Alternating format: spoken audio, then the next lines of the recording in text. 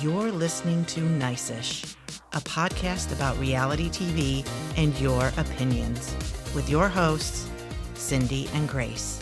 Hi, everyone, and welcome to episode 35 of Nice-ish. I'm here with my co-host, Grace. Hi, Grace. Hi, Mom. I'm ready to talk some Bravo today. Yes, we got some Bravo news that we're going to discuss. First, Variety announced that Gretchen Rossi would be returning to Real Housewives of Orange County. Ugh. She's only going to be what was that? Sorry. I didn't let you finish. Cosign. Okay. She's only coming back as a friend for season 19, but she was on seasons 4 through 8, and 8 ended with that fake proposal. Remember that? Sorry, like, I can't help it. I can't stand her. I know. Like, are they married yet? No, they're not. It was so fake. It was such a, I'm trying to stay on the show. Desperately. Yes. Yes. Desperation, for sure. Yes. I'm not saying it wasn't smart not to marry him. Oh, yeah. But then don't do the whole fake engagement thing, you know? I know. You proposing to him, too. And the song? Oh, my God. No, the song is a bop, though. The song is a jam. Would you like to sing it? I wouldn't be caught dead singing that. Okay. Absolutely not. I'd probably sound like Gretchen when she tried to sing Fever. You remember that? Yeah. You know, I had posted this on social media, and I also posted it along with my favorite clip of the two of them, which is from the reunion. I can't remember which reunion it's from. And Andy's talking to Gretchen and Slade's talking about how he personally chose to leave Housewives because Joe was gone. Yeah. And Andy's like, but Joe left. And he goes, yes, that's right. So we wouldn't have a need for you. Yes. K. Just the K is my favorite. So let's talk about Gretchen for a minute. What are your thoughts about her returning? I don't love it. I don't love bringing back people that we've already had. There's a reason why they were gone before, especially if there's nothing that new with Gretchen. It's not like Alexis, where Alexis gave me that glimmer of hope, you know, and it crashed and burned. Right. So I don't really need this, and I understand. I know why they're doing it. It's fairly obvious. Right. And it's just kind of like, at this point, really, could you be a little bit more discreet about who you're picking? Yeah. I mean, they're bringing her back to go after Tamra. 100%. So it's just like, you did that with Alexis and Shannon last season, and it didn't work out well, and people hated it. Yeah. So, or is the goal to get people to like Tamra more? And so they're going to be like, let's throw Gretchen in there. People aren't going to like her that much, and then... I don't know. It's just been there, done that. Yeah. I am not always a fan of bringing back Housewives, but then I sound like a giant hypocrite because I want Dorinda and Luann back desperately. So here I am on one side saying no to Gretchen. Well, they messed that up royally. Yeah. Though. Like, that was a whole reboot that they decided to pull the plug on when it was not deserved. Right. And I don't know. I'm just not a fan of rebooting the same conflict over and over again. Right. I mean, they haven't talked to each other, seen each other. They're not friends. They're not. So to have Gretchen come back and go after Tamra for what? I don't get it. And it's just like, you're right. We've seen this play out so many times.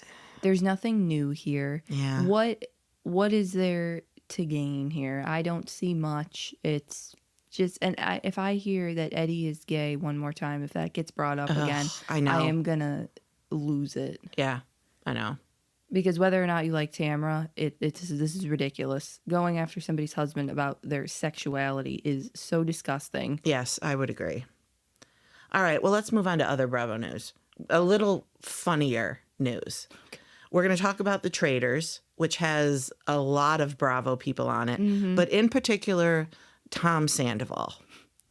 So you had sent me a message on Instagram, and ironically, I had just looked at it on my own because I follow the person. Well, that happens all the time. I will send you something and you'll be like, oh, I saw that already. And I think it's because we look at the same stuff and Instagram knows that. So it basically gives us like the same posts, like the same feed.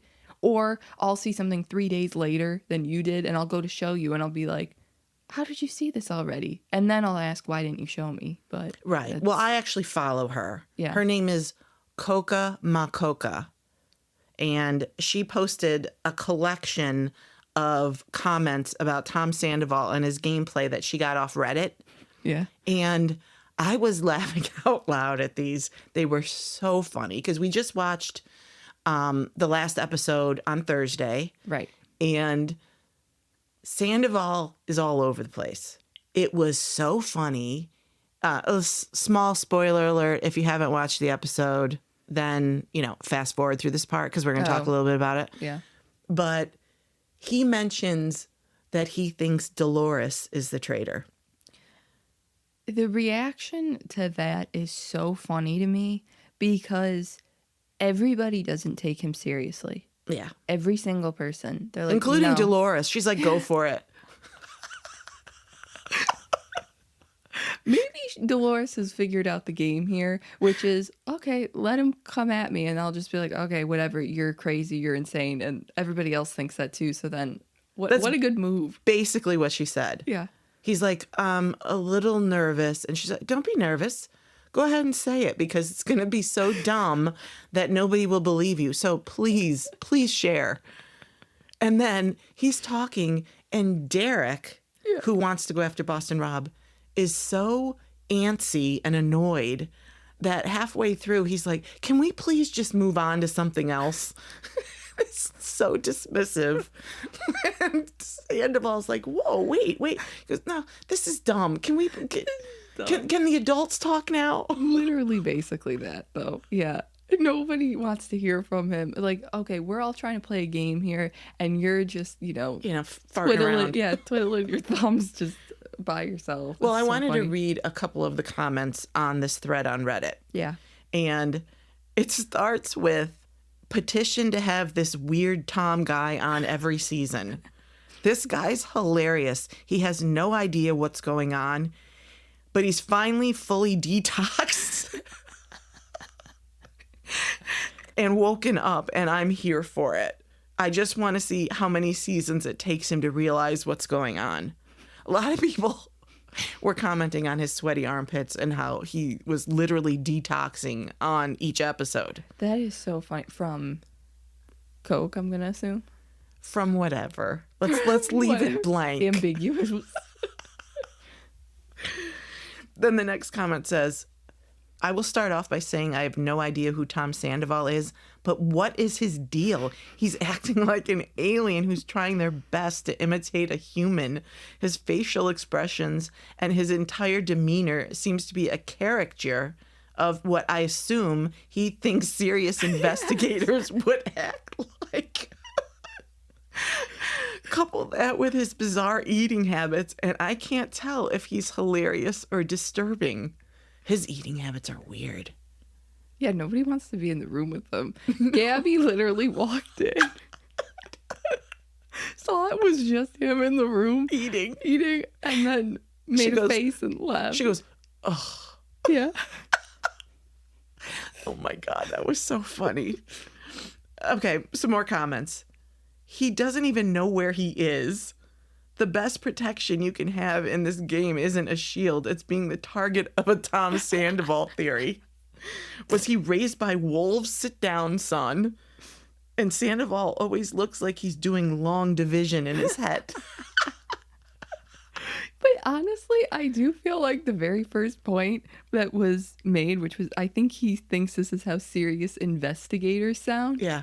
Like, that is it. I think he's watched like all these crime shows or something. I don't know if he thinks that these people are really getting murdered or not. Oh. I don't know. Well, what's funny is Derek is actually a detective. Yeah, he is. He works for the police department, or at least he was. Yeah. When he joined Big Brother years ago. He was an actual detective. So he knows what he's doing. He's got his eyes set on Rob, which is correct. but the whole thing is thrown off because of Sandoval. Oh my God. It was so funny.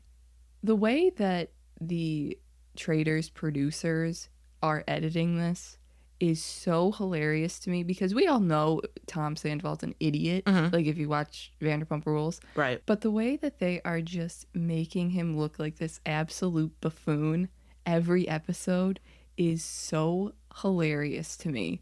Like, I wanted him gone immediately. Our Dorinda went first, and that broke me. Right. But I wish it was Sandoval. I am slightly glad that he's still here now because I like seeing everybody make fun of him. Well, it's funny because I guess Wells did an interview and talked about Sandoval and said he would not shut up. Oh, God, I believe that. He talked nonstop. And I think everybody knows he's a faithful, so they just don't want to waste a vote on, even if he's annoying. Yes. They're like, there's no point. Yeah. The Traitors don't want to get him out because he's so far. I think 2 episodes ago, he's like, there are only 2 people I know that are definitely faithfuls, and that's Danielle and Carolyn. So he's so far off that the Traitors aren't going to waste a vote on getting rid of him, and the round table's not going to waste votes on getting rid of him. He might go all the way. I know. God. Well, God knows he could use the money. So.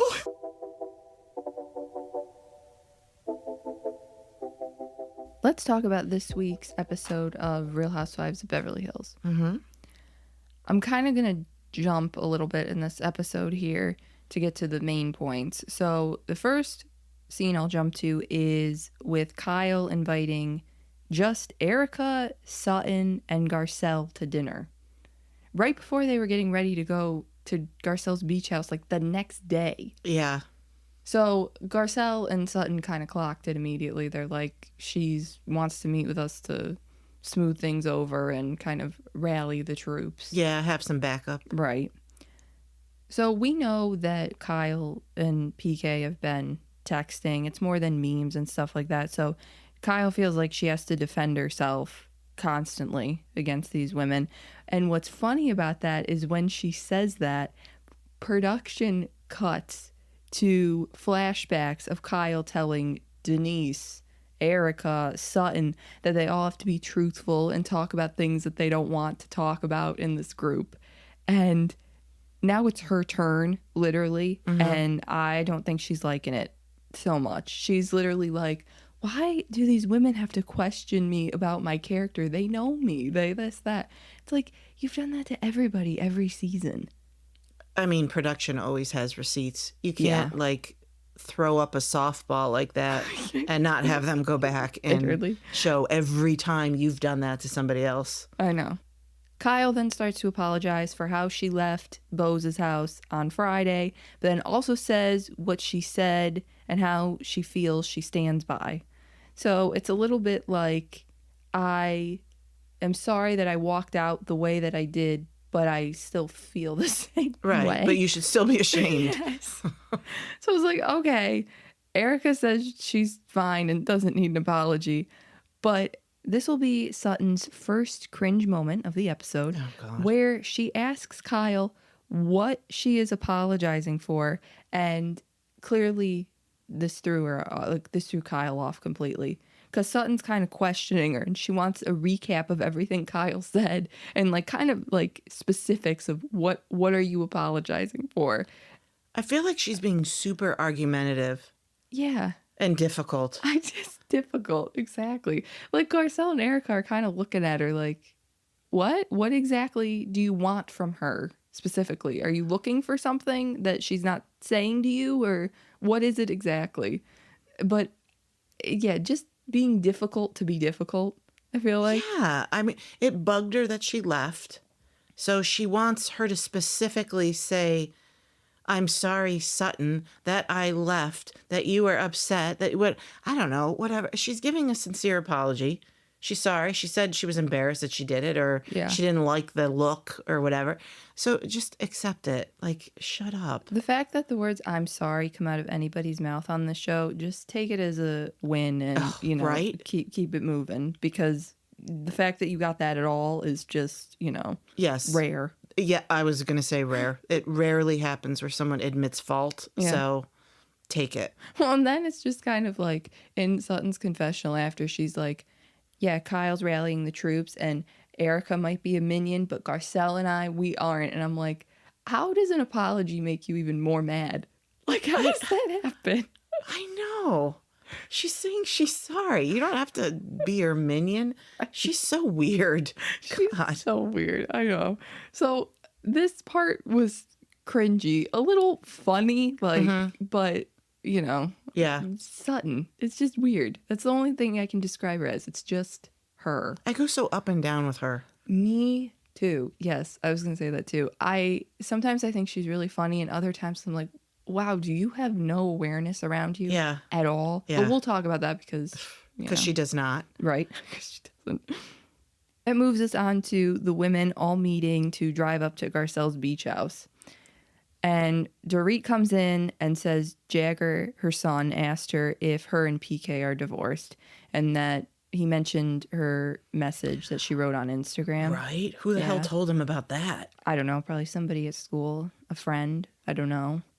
I mean, he's young. Unless he has his own account and he can look. I would be shocked if she lets him have his own account. I would think that too. These kids are so young. I'm surprised somebody at school would even say that to him, but. Yeah, I know. I mean, the weird part is that as Dorit is talking about this, most of the women are sympathetic. Mm-hmm. I would say all of them are, except one. Right. Sutton. Who's bored. Oh my God. Yeah. Literally bored. That's a great word.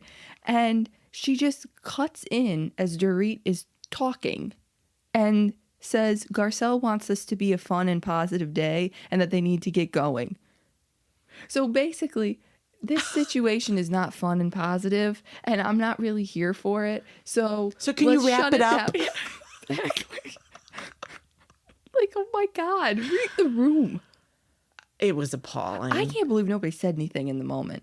I'm really stunned. Yeah. No one said. Everybody's jaw kind of dropped, and I'm sorry. Your best friend there, Jennifer, needs to pull you aside and say something to you because, first of all, as a friend, I don't want you looking bad. Yeah, I know. And you do. Oh my God. You look incredibly unsympathetic and nasty.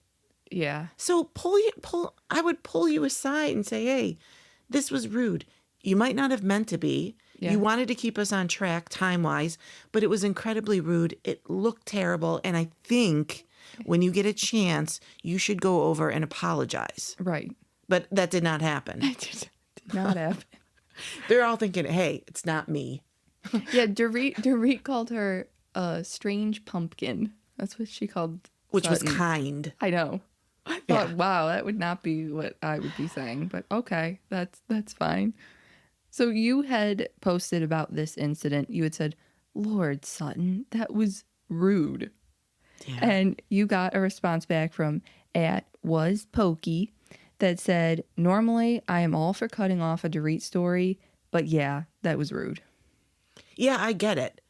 She's long-winded. Yes. We all know that's that. Her shtick. Yes. Yeah. And that's what they all make fun of her for. Mm-hmm. But this was not some stupid story about maybe what she was wearing or her glam team or something kind of frivolous. Mm-hmm. She was talking about her kids and her divorce, and it was a big deal. It was a big deal. And Sutton, you keep telling her that you could be there for her. Yeah. And you're not.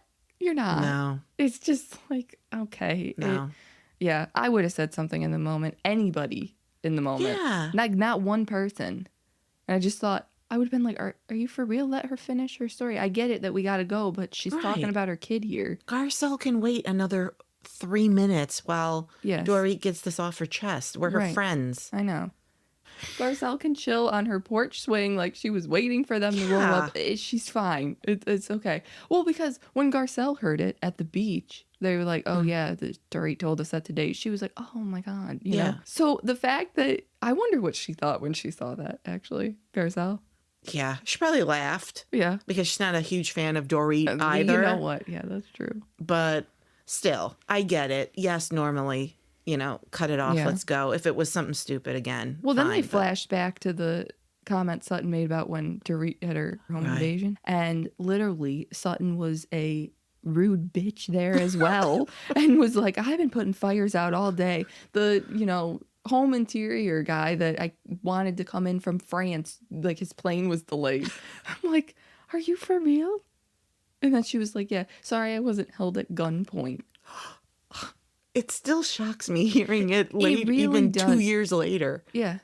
It was awful, an absolutely awful comment. That's why I don't know what's up with Sutton. Like, she's really all over the place for me. Like, sometimes I think she's, like, spot on. And other times I'm like, you are so off in left field that I have no idea where you are. Yeah, I can't figure her out either. Once the ladies get to Garcelle's house, they all change into loungewear, and Sutton's outfit that she put on, I felt the need to mention this, even though it was such a minor part, because it was so funny to me. Erica said that she had to pull her shorts down because they were just so high. Sutton wore them like up to her boobs, basically. You know why? Why? Because Sutton's shape is rather shapeless. Right. She doesn't have hips or curves. Or a waist. Like or both said. basically. Literally. She doesn't have curves. So there's no place for the waistband to kind of fall on her hips. Right. So she just, hikes them up there. And Yep. Yeah, that was funny. Oh my God. Everybody was laughing though. Yeah. Like if you watch back, everybody thought Erica was hilarious. It was super funny. What are you doing? Why are they so high? Like, Pull them down. That's a girl's girl, though. Yeah. Talking about girls, I'm sorry. A girlfriend will tell you when you look dumb. yeah, I know. Like, you gotta pull those down. Like, this isn't flattering. This isn't whatever. And you wanna know what, though? Did Sutton actually change into pants after? Because I thought I saw her on the beach that she might have changed. I don't know. Maybe it got cold. Oh, it was cold. They were all freezing. Yeah. So could have been that. But that was so funny. After everybody kind of changes into their loungewear, some of them did it. Some of them really didn't. Some of them wore pieces. It wasn't really the goal of the, Right. But they all go to the beach, and Kyle and Dorit finally have a talk about their friendship that isn't screaming. Mm-hmm. And they both agree that they want to salvage their friendship. And Dorit kind of just lays it out there. Are you my friend and you're loyal to me, or is it to him? And Kyle says that in her confessional that she's fine with letting PK go. And even though she's sad because he's been a good friend to her, she gets that women have to stick together. Finally. I know. If she had said that from the very beginning instead of defending the defenseless, then, Right. this never would have happened. I know. So it was actually a good conversation. I'm hoping that now that will wrap up this, feud that they got going on here, because it was kind of nasty in the beginning. I've seen all that I need to see from this. Oh, I and I'm agree. good. Please, let's move on. So I think that now they can. And the episode ends with the women trying to light these wish lanterns. And because it was so windy, they go nowhere. Like, they just fly right off, and they don't go in the air. They just go kind of straight down into the sand. And nobody's wishes were coming true that day. So. I like the idea. I think it's very sweet. Oh, yeah. And I've never done something like that before, but yeah. I mean, if everything's biodegradable, then, go for it. I think it would be a fun thing to do. But yes, you want some wind. Yeah. You don't want gale force winds. I mean, some of them ripped and stuff like that. Yeah. Like, Kyle was holding hers, and she only had, like, the circle part left, like the wiring left on that. Yeah, it was funny. So, yeah, it was basically, kind of a fail. We see a sneak peek of the next half of the season, the mid-season trailer, and lots of laughing, them on their beach trip to St. Lucia, and Kathy getting in the way of a model walking down the runway for Sutton's clothing boutique. I gotta say, Kathy and Sutton are kind of both on my shit list. Like, Kathy can't be this dumb and clueless, can she? I don't even know why she was getting up and walking around, like, to begin with. Did she think that the show wasn't going on? I don't know. Sometimes I feel like she wants to be the center of attention by doing dumb shit because she thinks it's funny or whatever. I mean, Maybe. I would be so irritated if that was my show. Right, I know. It's not funny or cute to me. I get that she's quirky and this, that. I don't know. I still don't know if it's an act or not. Yeah. I mean, it kind of explains to me why Kyle is the way she is, because she's probably like, I got Kim on one side, I got Kathy on the other. Somebody has to be the sane one here. So I get where that would be tiring. Yeah, it would be exhausting. Yes. So they show the lighthearted part of the trailer first, and then some drama, of course. And Sutton kind of seems to be in the center of a lot of it. We kind of see her going at it with Dorit, and then Erica mentions to her on their St. Lucia trip that she's like, you say you're a friend, but you act as an enemy. Oh. So we'll get all that. So it'll be good. It'll switch up from Kyle versus Dorit to Sutton versus, at least Erica. Right. And Dorit, too. Okay. Well, poor Dorit. This has not been her season, has it? It has not. But she's handling it, so. Yeah, unfortunately, this season, it's Dorit's turn. Everybody has a turn where they have a bad season. Well, Kyle's getting shit on, too. Dorit's handling business. Yeah, that's actually true, yes.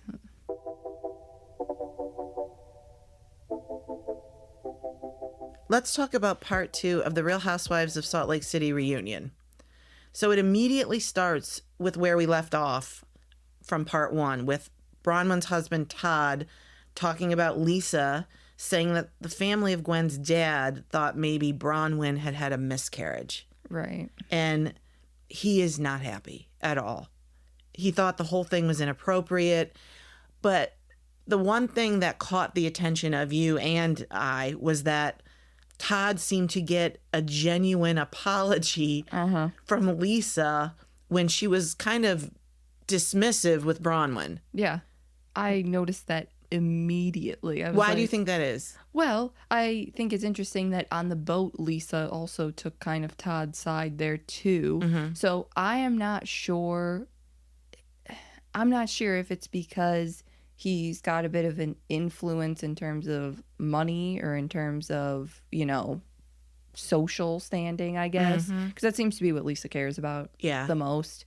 So, but he's not going to be good with you if you're not good with his wife. So I don't really understand why Lisa could give Todd a better apology than she could Bronwyn, and not even an apology to Bronwyn at all. But I don't either. She even said to Bronwyn, I apologize to you. I'm talking to Todd or something like that. And it was very dismissive. I don't know. It's so weird, too, when all that Bronwyn wants to do is just be your friend. I know. Desperately. Yes. And then that's how you treat her. I don't get it. Same. So Andy moves on to the situation between Meredith and Angie, where Meredith has been accused of saying that she used her son Brooks as a way to deflect from spreading the gay rumors about Sean. Right. And Meredith keeps denying it, saying Angie's retaliated by saying that she rents her home in Utah. Yeah. And Andy can't figure out why this is a big deal, because he's like, you do rent though, don't you? And she's like, yes, but it's the way Angie's saying it that's offensive. And he's like, but how can it be offensive if you rent? He just didn't get it. No. And not a lot of people got it, but Meredith was very upset at the way she said it. I think probably what Meredith should have said is, I think she's implying that I can't afford things, or that I can't afford to have a house. If she had said that, then it might have been different. Right. But Meredith didn't really explain that at all. For an attorney, she didn't do a very good job, right? No kidding. Well, maybe that's why she's not an attorney anymore. Shade. So they get deeper into this and play a clip from the podcast that Sean was on. And Andy speaks up saying that the podcaster asked a very leading question and that this whole thing seems like a huge waste of time. Mm-hmm. And this kind of pisses Meredith off even more. Yeah. Because she feels like she's being dismissed by Andy because this has really affected her. Yeah. And Andy's like, no, I'm not saying that you're wrong. I'm not saying Sean's wrong. I'm saying this podcaster is wasting all of our time because it's his point of view. Mm-hmm. And so Andy finally just asks Sean if he believes that Meredith was the one that spread the rumors. And he says, we weren't in a good place with each other. We were right in the middle of it. So, he thought she was involved because Monica said she was involved. And then actually goes on later to say, we didn't trust anybody. We didn't have a friendship to trust you with. Right. So when Monica said it, we believed her. Mm-hmm. Which I thought was a great point, an excellent point. Like, listen, I don't have enough info to go off of you if you're lying or not. And if I'm being told that you did it, I'm going to assume that you did because I don't have any knowledge of you. I have no idea. So, yeah, it kind of makes sense. And they weren't in a good place. Yeah, and that too. Yeah. So Meredith says it's not true again. And the control room gets involved, which might have been a first. I know. I was like, holy shit, can they just go back that fast and look like they had that on ready or something? I have a feeling this conversation was half an hour. I mean, I get a lot of time. Yes. We saw maybe 4 or 5 minutes, but this probably lasted a very long time. Yeah. So they went back and listened and told Andy in his earpiece that Angie was correct. Monica did say that it was Meredith first. Yeah. Then Monica backpedals later saying that it wasn't Meredith. So Sean says they honestly didn't know Meredith well enough to take her word for it. Mm-hmm. I think that's fair. Actually, Heather agreed too. Yeah. She was co-signing. Like, Andy's like, don't you think this is a good reason why? And, he's talking to Meredith, but Heather's like, I thought it was explained well. Yeah. But Meredith goes even further off the deep end. I think Meredith, like you said, was so pissed at Andy that like she lost all of her reasoning went out the window because I don't think she heard anything. I think she just was like, well, I don't really know what's going on, but I think Andy's trying to defend Angie and Sean, so I'm just going to assume that he's not hearing what I'm saying. Right. Well, she stands up and says she's done. She's leaving the reunion unless they play the clip of Monica saying that it wasn't her. Yeah. And so Andy's like, no, I'm telling you, they told me in my ear, first Monica says it was you, Meredith, but then later says it wasn't you. Why are any of us believing Monica? Is what he says. I thought that was really interesting that he would say that about, we don't hear him talk about really like past cast members in really a negative light. Well, this is why the whole thing should get thrown out, is because first Monica says it is, and then Monica says it isn't. Why are we believing one or the other? Yeah. How can you say she's lying but the proof is that she didn't say it was me? Yeah, you're saying that she lied and that she told the truth. Yes. So, that's a better way of saying what I said. I condensed it. Yes.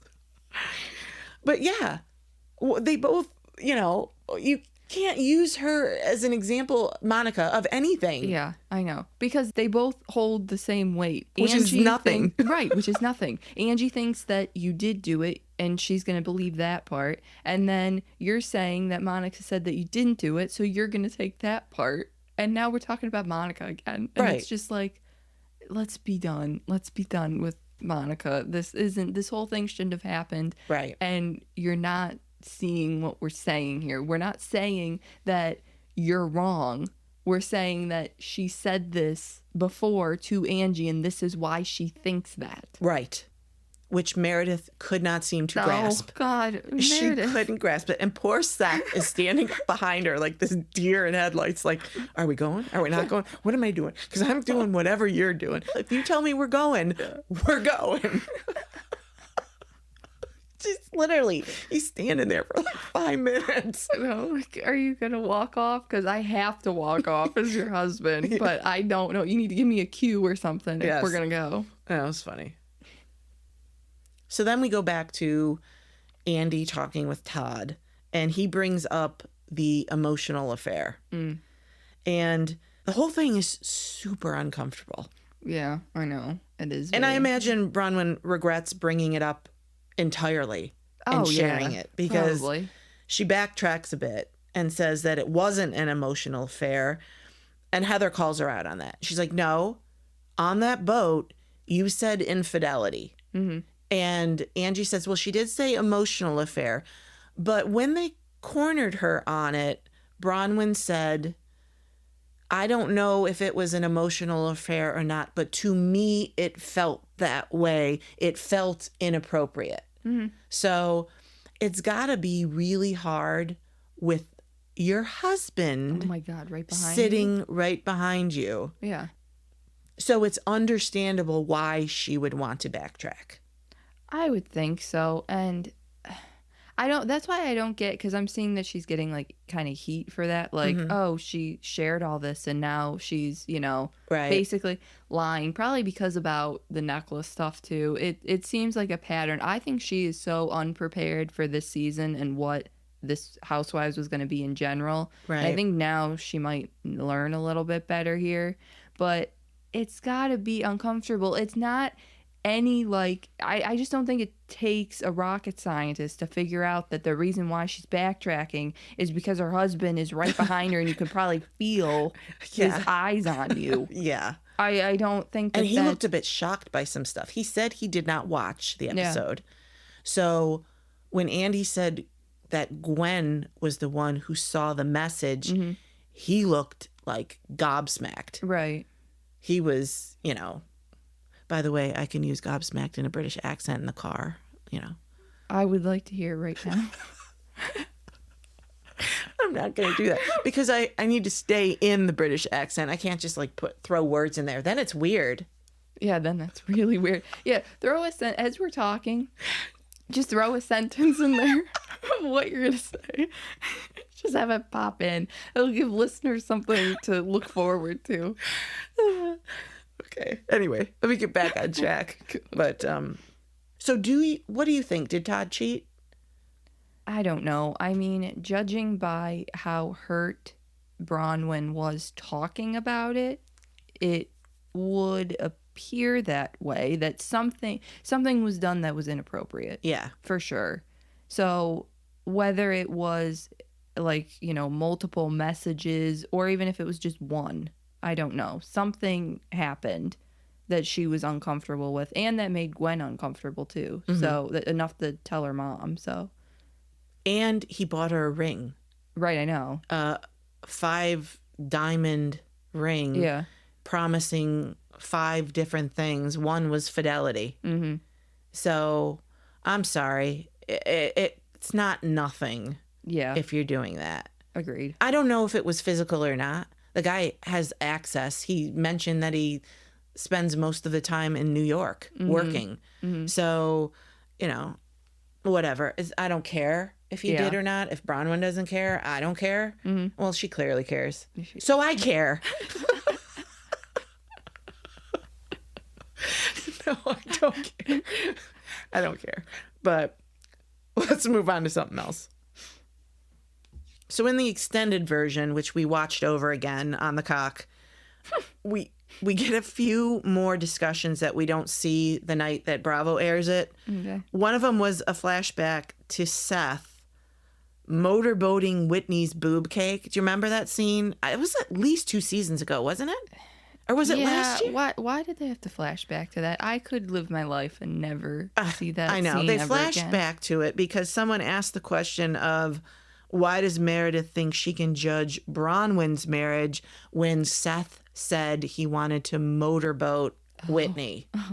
And then they do this flashback. I'm like, first of all, I don't think he said he wanted to motorboat her. He motorboated the cake.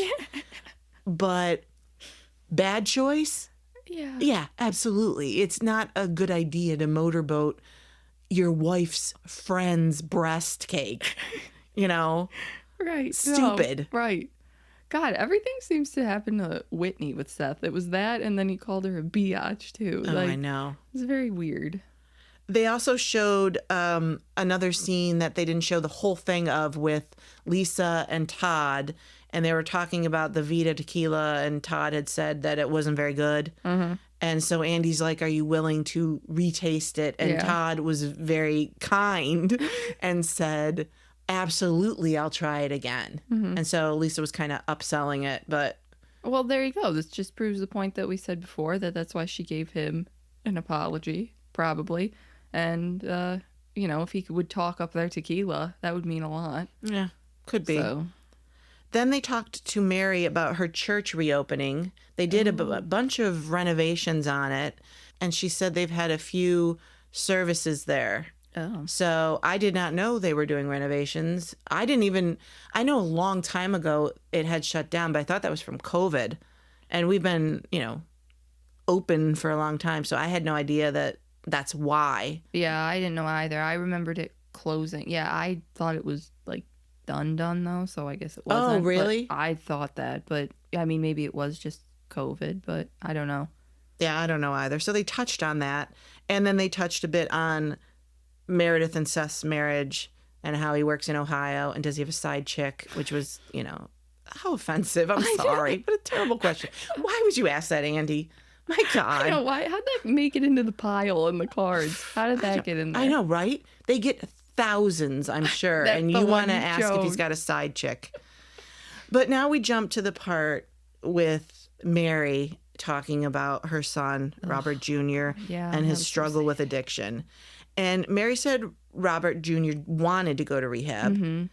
And that was a huge part. She wouldn't have forced him because it wouldn't have worked. Mm-hmm. But that he's doing very well. Yeah.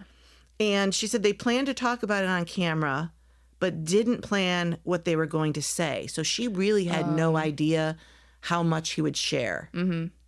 But the goal was to help Robert Jr., and she said, and even just one person.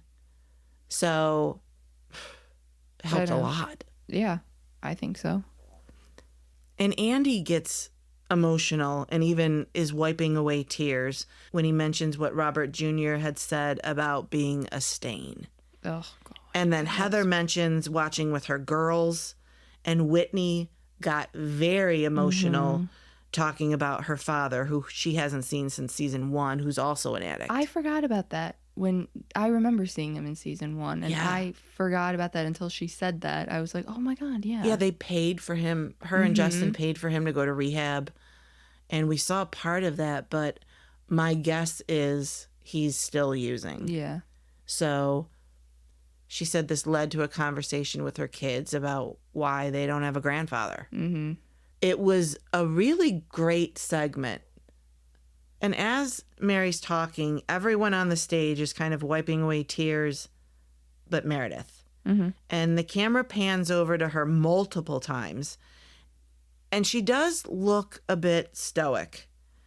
And Meredith's expression has garnered a lot of comments on social media about not being emotional or sympathetic enough. But I wondered what your thoughts were on this. I don't think that crying necessarily shows more emotion than not, or that you care more. That's a good point. I am not a big crier. I didn't cry at this. You did. Every time. But it doesn't mean that I don't feel the same way Right. that you feel. So honestly, Meredith doesn't strike me as a crier, really. I don't get that vibe. I know that she might shout and is emotional in that way, but I don't know. I didn't necessarily think of it as like a red flag or something like that, or that she doesn't care. I think that's a very valid point, because you and I watched this together, and I mean, I had to go get tissues. I was, I was crying, and not just a tear, like I was sobbing. Right. And you weren't, but you felt exactly the same way I did. We talked about it. Right. So I do think you have a valid point that just because she's not crying doesn't mean she doesn't feel anything. Yeah. So I don't think so. I mean, I get it that you would think, oh, this is such an emotional topic. Why are you not everybody else's? Mm-hmm.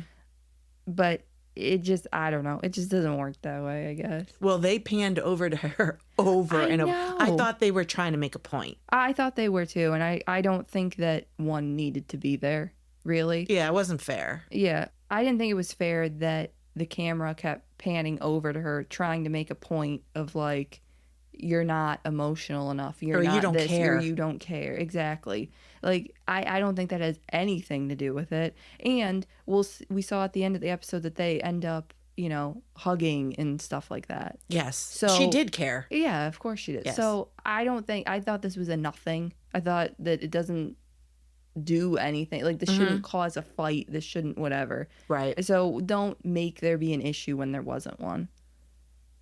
The reunion ends with Mary talking about why she was different this season and how she felt clocked in. Mm-hmm. And she said because she had a friend and support from Angie. And that made her want to engage more. Mm-hmm. And Andy says he doesn't want to start anything. Yeah. Yeah, right. But didn't she feel that way with Meredith? Mm-hmm. And I thought Mary really explained it well. She said her relationship with Meredith is very different than hers with Angie. And Meredith is a very busy woman. She travels a lot. We know. She doesn't stay in Utah. Well, yeah, she's not there half the time. Right. And Angie is. Yeah. So they have a different friendship where she's like present. Yes. But she said, I love Meredith. She was there for me. Mm-hmm. She reached out to me, which meant everything. And she got up and gave her a hug. And I think that changed Meredith's, stoic look immediately. Yeah, I know. The wall was up there for her, for Meredith. And being that she's not the most emotional person in that way, that probably brought it down a little bit. So we get a sneak peek of part 3 and the conclusion of next week's reunion. And Brittany joins. Oh my God, Brittany. Yeah, she gets into it with mostly Meredith, but Mary has her choice comments too. But I'm anxious to see this part. Mm-hmm. I mean, Brittany is exhausting, but I'm ready. I think that having Brittany on will give everybody else a bit of a break. And everybody else can just sit back and relax, and Brittany will take all the heat for absolutely everything because she was super annoying and everybody thinks she's annoying. So take your swings at the punching bag. Exactly. She's here to give you a break. It's part 3. Let's end it on a high, and a collective high of let's all bash Brittany. And the last thing I'm going to mention is, did you notice who didn't make an appearance and was never mentioned once? No. The newbie, Maylee. Who? Maylee. The newbie. Are you being serious? Oh, the chick from the very beginning. Yeah. Oh, yeah. Yeah. Did they cut her out or something? She never even attended the reunion. I know, but where was she the rest of the season? Did they cut her out of the season? Or was she just not asked to? I don't know. What was the last thing we saw her at? It was the bat mitzvah. She was at that.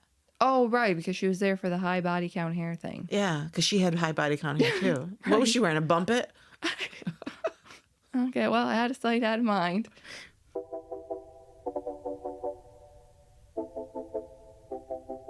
Let's move on to the Real Housewives of Potomac finale. Loved it. Yeah, I thought it was good too. I thought it was a great way to end the season. I thought everything was fairly wrapped up, so. The season was up and down for me, but I agree. This was a great way to end it. It was ended strong. We had some good scenes, I thought, in this episode. We had Wendy meeting with the White House press secretary, Karine Jean-Pierre, which I thought was so cool. I thought it was so bittersweet to see it. Yeah.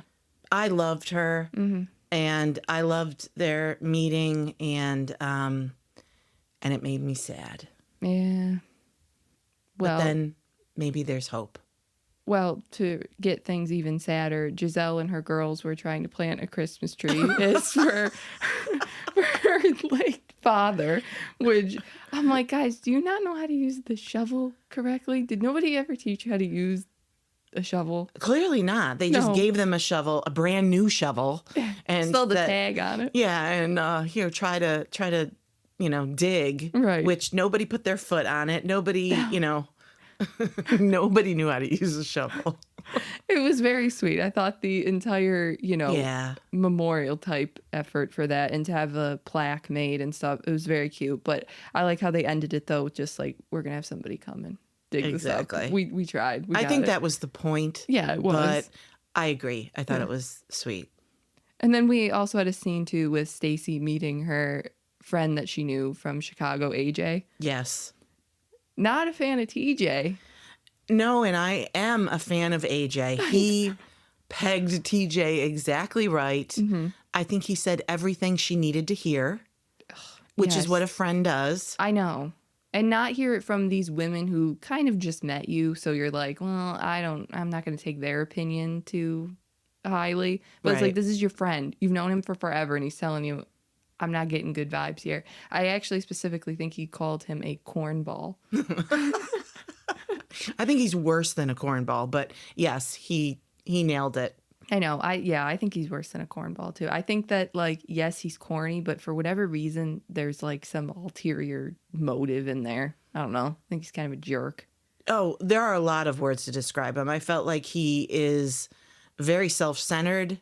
Yeah. He wants all the attention on himself. He's like, I could go on, but Right. Well, speaking of TJ being self-centered, that brings me into my next point about him, which is at Stacey's charity event, Struts for Strays, which is what we're going to be talking about pretty much for the rest of the time now. Stacey comes out in her cute little like bob wig, and she's kind of asking like, oh, do you like it? Like, do you like my hair? And TJ says to her, if you like it, I like it. What? What a dick. Why? Why would you say that? So you had posted that on Blue Sky, which is funny that you just called him a dick right now because that's what you said in your post. See, I meant it. You had said, TJ is such a dick. Stacey, how do you like my hair? TJ, if you like it, I like it. And you got a response back from @ICanRead, who said, she looks great with the chopped hair and she should chop the thirsty loser dragging her to the zoo too. I know, my God, he's going to take her to the stupid zoo. Ugh. Yeah, no, I agree. Look, she was feeling herself. Oh, yeah. She liked it. I don't care if no one else liked it. And I gotta say, Ashley has a lot of nerve making fun of somebody's wig when she has had some doozies. But, but Stacey liked it. How hard is it to say you look beautiful? I know. And it's so weird, too, because it's like, you're not even having sex with this guy yet. And he's this, like, self-centered and egotistical about, like, what you look like and about what you do. And it's just like, I don't know. He's really rubbed me the wrong way. I also feel like he's very competitive with her. Maybe that's it. That's a good point. That could be it. I'm getting that vibe that he doesn't want her to do as well as he does in something. And that is like zero what you want in a partner. Oof. Yeah, I know. I'm not sure if it's because they started out as TV hosts together and then you're competitive in that way just in business work-wise. But no, that's actually a good point. I never thought about that. So after that weird interaction with TJ and Stacey, Karen and Stacey have a conversation. Oof.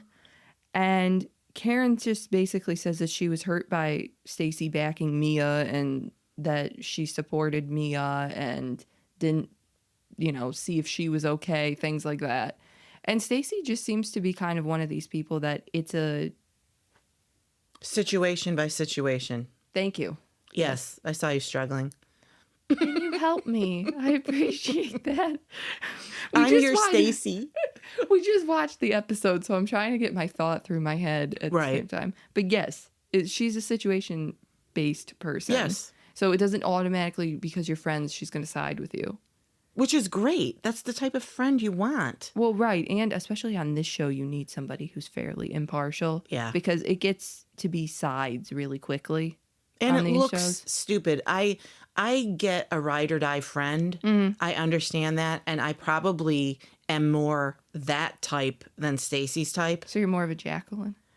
I You want don't me to compare you to her? know. Nobody's that But- close. I mean, I was going to say, if you came to me and you're like, I hate this bitch, I'd be like, I hate her too. Yeah. So I probably am more that type. However, I would pull you aside and say, okay, I got your back out there, but this was kind of messed up. Yeah. I would agree with that. So, So Stacey was like, I supported you in Lake Norman when they called you a drunk. And Karen just says, well, I didn't see it with my own eyes, so I have to be there to see you stick up for me. like it didn't happen. Yeah, like it just didn't happen. Like Karen what? was a mess tonight. Yeah, she was all over the place and just seemed like you want to know why I think she's all over the place is because there's really nothing that you can dig up on Stacey because this woman is just so She's amazing. pure. Yes. She is absolutely sent from the heavens. I would agree with that. So on these shows, they all try to like look for shit about the other person. And it's not like Mia who's, got landmines everywhere. Stacey ran a stop sign. That's it. 3 times though. Grace, I'm going to be honest with our audience. At the end of our street, we have a stop sign. I roll through that stop sign every day. Yeah. We don't have a lot of traffic up here. No. Multiple times a day. I'm sorry, 3 times ever for Stacey? Mine is 3 times a day. So, like, come on. Who doesn't roll through a stop sign when there's nobody around? Right. You look both ways and you keep going. Right. Right. You look both ways, right? Right. Yes, I like to think I'm careful. But I mean, Karen's got nothing. You're No. absolutely right. She's got nothing on Stacey, and she sounds like a fool. Well, and also to try to compare somebody's driving record with your driving record. Why are you throwing that out there? Oh my God, Karen. How stupid are you? Very really stupid. Very, yeah. Yeah.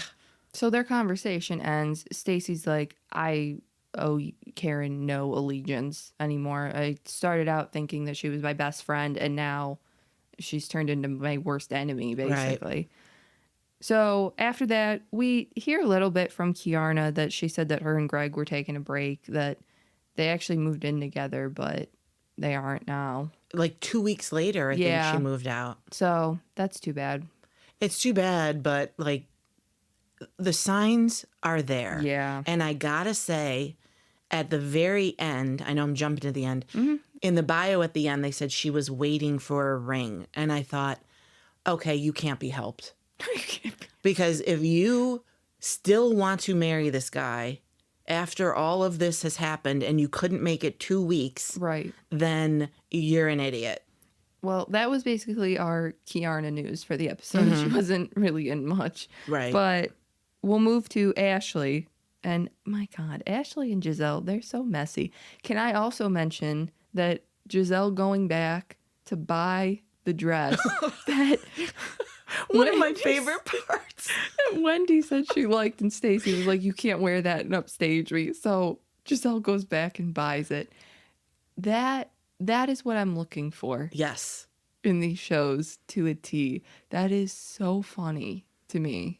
She's been very funny this season. And again, I attribute it to her not leaning on Robin for support for anything. She has to shine on her own. Yeah. And I think she's been incredibly funny, super shady, but not mean. No. You know? Yeah. Because she's been mean in the past. All that shit with Monique and all that, that I was not a fan of. But this season, I've enjoyed Giselle a lot. And that was so funny. It was funny. So Ashley tells Giselle what Stacey said about Karen saying to her about Wendy. Did that make sense? Did you follow that? It does make sense. Yeah. Yes. And Karen basically gave Stacey a list of people not to be friends with. Wendy was one of them, along with Mia. And Giselle actually co-signs this, and they confront Karen, all the women too. Yeah, and ask her about it. Yes, Giselle said she has done this in the past. She has trashed Wendy. I have told Wendy, but because Wendy and I weren't in a good place, she didn't believe me. Yeah. So, wow. That's terrible. Wendy's been really good to Karen. Yeah. So it's super disappointing to see. I know, and I really don't get the point of Karen talking about Wendy. Like, I get, obviously, why she talked about Mia. Right. So that's a nothing to me. But Wendy, though? Out of everybody? Why would you talk about her? And even if she rubs you the wrong way or something, she's still nice to you. So why trash her? Right. And it's like she's always sided with you. She's always done everything that you wanted Stacey to do, Wendy's done, and you still treat her like crap. And I think they were fine at the beginning of the season. Yeah, they were. I mean, Wendy thought they were fine this entire time. Yeah, I don't know. She took her to the White House with her. Honestly, at this point, I feel like Karen is a caricature of herself. She's not the same. And then to come into and be like, well, I'm not adopting the dogs from you, Stacey. I'm getting them from my own, I didn't even understand what she was talking about when she said it either. Like some place where they were bred, but they don't have long to live or something. I don't know, because the breeders shouldn't be breeding them? I guess. I don't know. She didn't make sense to anybody on anything. I know. Now that all the women are together and Stacey tells Wendy what was said about her, that she's self-absorbed, that she isn't a girl's girl, and that Wendy wouldn't want to be friends with Stacey, Wendy believes Stacey. Yes. And she's like, I don't think that that's what happened. I know that's what happened. And just to preface, Karen's denied all of it. I know. Doesn't she look guilty, though? Yes, she looks extremely guilty. And she got nasty about the whole thing. And Stacey's very calm. She's just like, this is what you said. Believe it or not. And everybody believes it. Everybody. And to be the one, like, to have either Stacey's word or Karen's word be in question, who are you going to believe?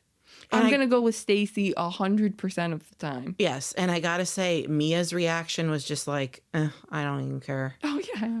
Okay. She's come for me so many times. I'm exhausted by it. So, this is your fight, Wendy. I just literally don't care. Right. So, yeah, you're right. Karen denies it. And we really don't get anywhere with that. No. Another funny moment, though, that happened in this episode was Stacey announces Wendy to the runway and says that she's the first one to adopt a puppy tonight. And the look on Eddie's face was like, oh, are we doing this? This was not talked about. I did not know you were going to do this. That was so funny. He literally was like, isn't this a two-person decision? Yeah, it was shock. It was funny. So honestly, I thought the night actually went pretty well right up until the end. And all the models and the dogs are out there all together on the floor. Mm-hmm. And I don't know what dumbass turned the smoke machine on, or the fog machine, mm-hmm. and it scared every single dog. And just, there was shit all over the floor. It went from a fashion show to a shit show. Literally. Oh, my God. And then they were saying it smelled. Oh, I can imagine. Yikes. It looked like a very small place. Yeah, I know. It didn't look that big. So some guy was out there with wet wipes trying to... Oh, my God. Couldn't pay me enough for that. Well, it's so weird. It's like, all those dogs are going to be there. You don't have proper, anybody to clean up. That... There's animals that are going to be there. Well, you think the people from the adoption center would be there. That too, yeah. But, yeah, that was a mess. Poor Stacey. I know. It just... You know what it was? Huh? It was dumbass TJ trying to sabotage Stacey. He was standing up there watching down on everybody. Yes. Looking down on everybody. Exactly. Looking down on everybody, literally and figuratively. Yes. and he wanted to make Stacey look bad. I mean, I know that she had said that there was supposed to be confetti coming out after. Did the person not fill the confetti in the machine and it just... I'm just saying we have watched one too many murder mysteries, and I think that TJ switched the confetti machine, turned it off, and did the smoke bomb or whatever. Yeah, he's a suspect. He is absolutely... Our prime suspect. He is on my murder board. Well, everybody thought it was gross, but Karen really, went a bit overboard, though, and was super dramatic. And she just kind of starts, gagging. And, enough that she had to get to a trash can. I don't think throw up came out of her mouth. I don't know. I thought it was a bit much, too, but, whatever. Maybe she just wanted to make Stacey look bad. Oh, I'm sure that's what it was. Play it up a little bit. Like, you caused me to be sick. Your event was that. Yeah. Was that bad. But after this, all the bios of everyone start to play and wrap up the season. And then it cuts to Karen going to court for her sentencing. Oof. And we only see her go through the door with Ray, and then it reads the verdict on the screen. Guilty. Yeah. With a sentence of possibly 2 years. I know. Yikes. Sad for her. Do you think she's going to serve any time? No, I don't think she'd serve 2 years. No, probably not. Okay, I think she might get 3 months, 6 months. Maybe, I think she might. Maybe something like that. And she might only serve 30 days or something. But I do think because this is a multiple offense. So then after we see the stuff with Karen, it moves on to the reunion clip. And holy shit, it looks really good. I agree. The clip looked great. I think it's going to be, 2 parts. Two or 3? Was it 2? I don't know. I mean, there might be enough for 3. I think they have. I actually don't think there's enough for 3, but we'll see. I mean, we had a couple episodes that were, that's filler, true. But in the clip, though, we saw that Karen isn't there and that she sends a video message in. Mm-hmm. And everybody starts crying and was emotional. And that's one of the big events that happened. We actually have another one, though. The second is, what did TJ say to Eddie that caused the women to all gasp and beg Eddie to come out to the set and talk about it? I have a guess. Okay.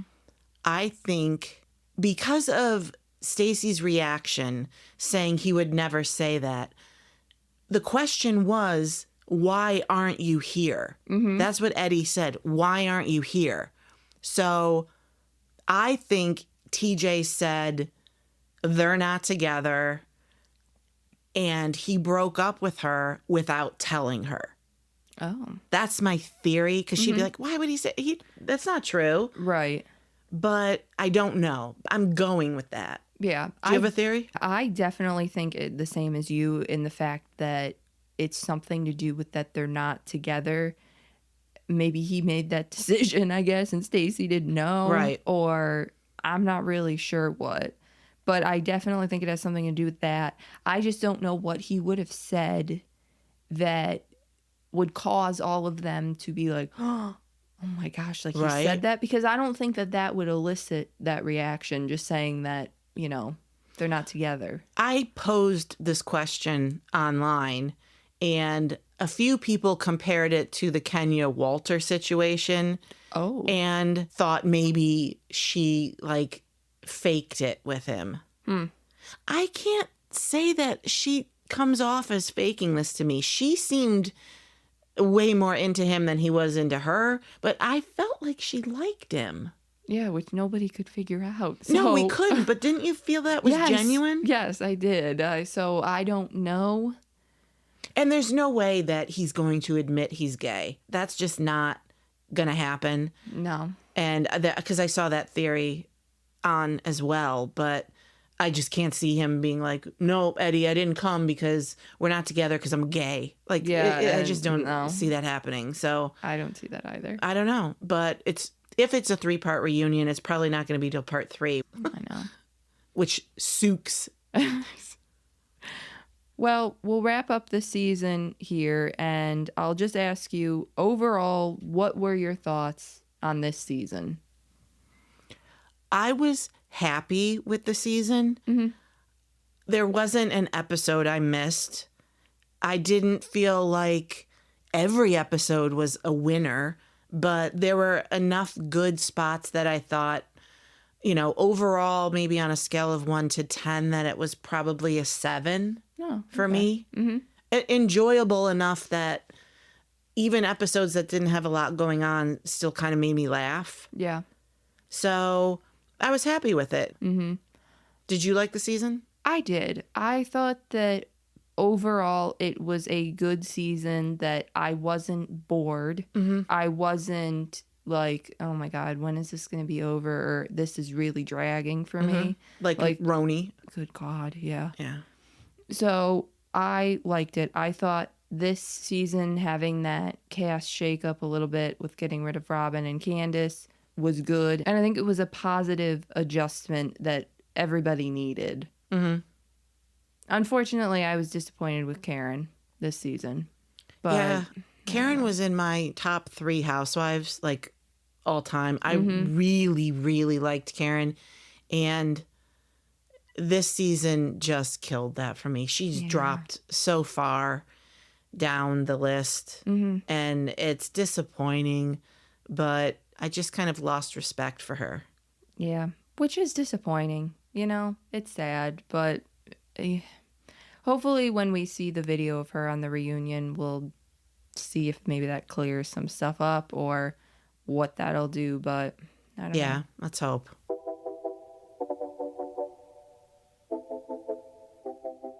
Thanks for listening to episode 35 of Nice-ish. You can follow us on Instagram, Twitter, Threads, or Blue Sky at Nice-ish Podcast or at LoveCindyC. You can listen to Nice-ish wherever you get your podcasts and on YouTube. Look for new episodes every Monday. Thank you for listening and have a nice-ish day.